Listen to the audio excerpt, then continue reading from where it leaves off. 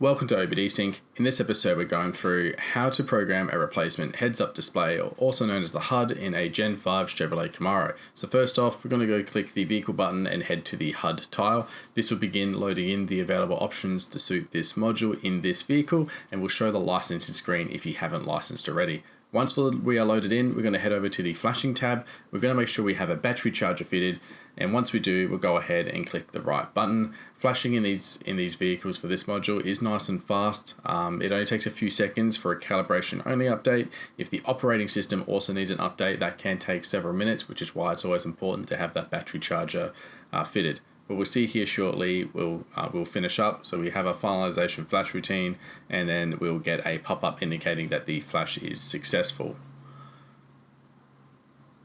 There's our pop-up. So go ahead and click OK. We'll then do our last action, which will be going up to the learn functions and performing a VIN security link, which only takes a few seconds to complete. And that's it. Thanks for watching. Make sure to like and subscribe. Otherwise, we'll see you next time.